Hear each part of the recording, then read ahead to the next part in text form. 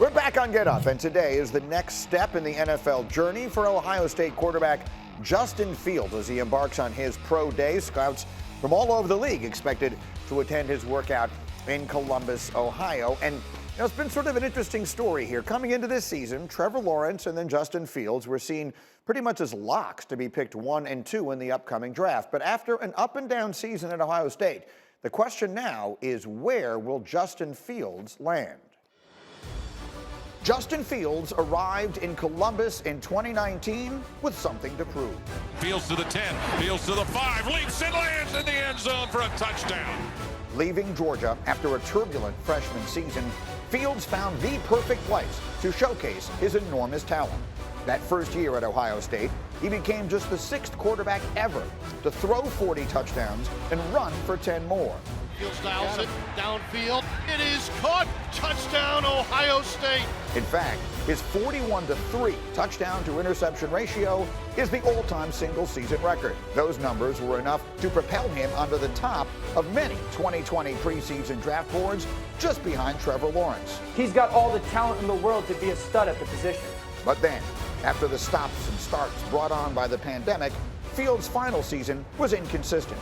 Yes, he was named the Big Ten Offensive Player of the Year, but against 2 good teams in conference, Indiana and Northwestern, he was picked off 5 times and sacked 8 more. In fact, his sack rate was the highest among all projected first-round quarterbacks, and whispers about his decision-making began to be heard. I want to make sure I'm trying to make this guy think on his feet. Can he throw with anticipation in the NFL? Then, battling through injury after a huge hit in the semifinals against Clemson, Fields showed the world his toughness, throwing 6 touchdowns. Fields on the run, launches for the end zone, coming back, caught for a touchdown. And Fields kind of limping to the sidelines, still not right, but delivered a strike. So, what will happen on draft night for the former Buckeye? Will he hear his name called early, or will he have to wait? Such a fascinating story, and with Pollack here, Riddick joins us live from Columbus, where he'll be attending and working the coverage of the pro day today for Justin Fields. Lewis, thanks for getting up as always. And so that's sort of the narrative there. It seems to me you can seize on whichever side of it you want to. What is it you want to see today, and which side of the Justin Fields narrative do you tend to cling to? Yeah, I think today what you want to see is the things that he showed on the football field all season long, because really that's all this pro day is about. It's about what can you do on the football field as far as throwing the football with accuracy and with zip and velocity and touch when necessary, and Justin will show that. He has got tremendous accuracy in the intermediate and deep parts of the field, particularly outside the numbers. He can throw it with touch. He can drop in the rainbow shot. He can put it on a line. You know he can throw on the run. He can get outside the pocket and create that way. They'll have some plays for him, I'm sure, in this workout that will show off his athletic ability. We know he's a guy who's a sub-4.4 runner in the 40-yard dash, so he's a guy who's going to run the football, although that's not going to be shown today.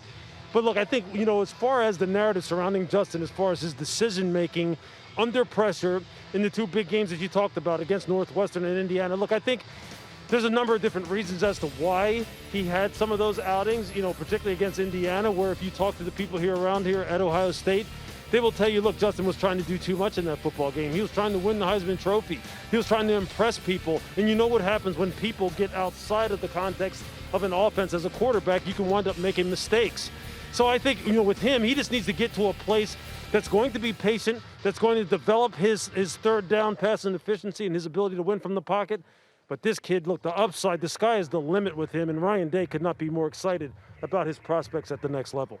So, David, I would ask you the same question. As you analyze all of the obvious strengths, they're right there on the film, and then the questions that you hear, sometimes loudly and sometimes in whispers, where do you land?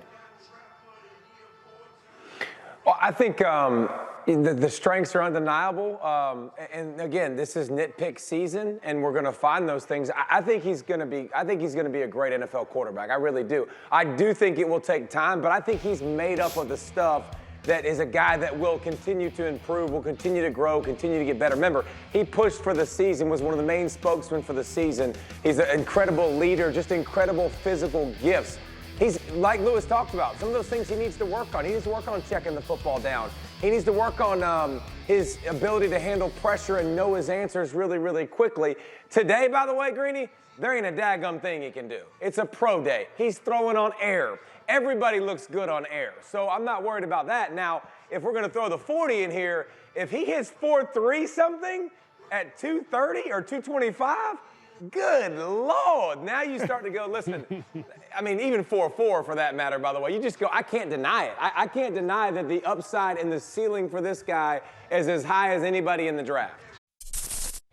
Thank you for watching ESPN on YouTube. For live streaming sports and premium content, subscribe to ESPN+.